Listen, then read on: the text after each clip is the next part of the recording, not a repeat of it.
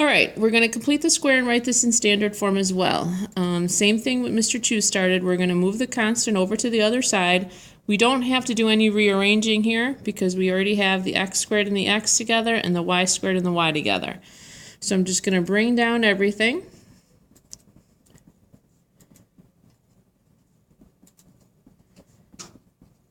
You have a leading coefficient on x squared that's not 1, so we got to factor it out.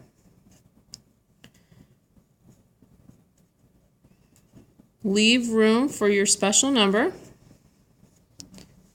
I don't have to factor anything out of the y squared or the y, so I could just bring that down. Leave room for your special number, and it's equal to 3. So half of 6 is 3. 3 squared is 9. Half of 10 is 5. 5 squared is 25.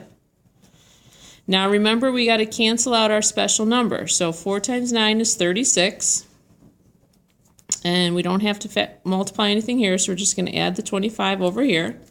So now I have 4x plus 3 quantity squared plus y minus 5 quantity squared equal to, let's see, what's 39 plus 25? I think that's 64.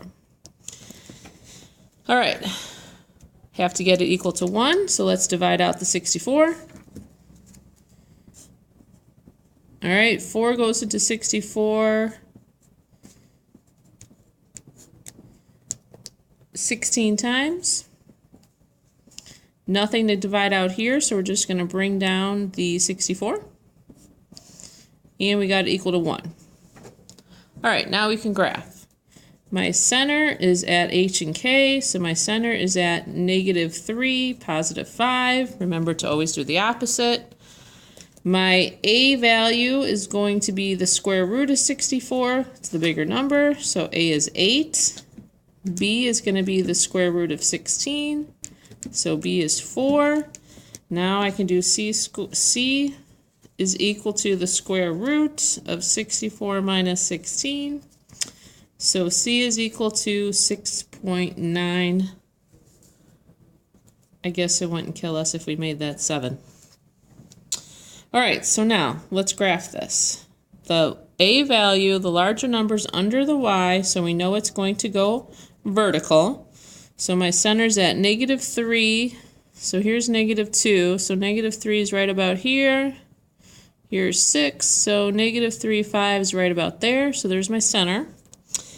My major axis then is going to go vertical, so let me write that in. I put MAG for major axis. I'm too lazy to write it out. And then our horizontal axis is our minor axis. So let's put that as min. All right, so now we got to count up A units from my center. So that's 8 units up. So let me see if I can figure this out. -3, 5 is where I'm at. So I have to go 8 units up from 5.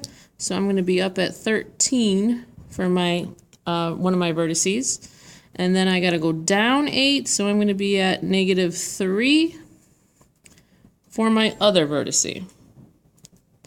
All right, so now I got to do my co-vertices. My co-vertices, I got to go B units left and right. So since I'm at -3, 5, I got to go over 4. So that'll put me at +1. And if I go to the left 4, that's going to put me at -7. So I know it's a little tricky with this grid here.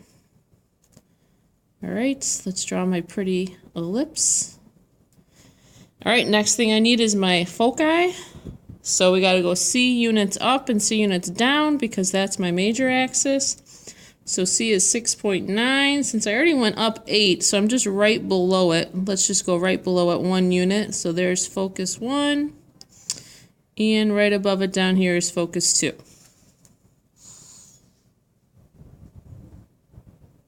And that's all.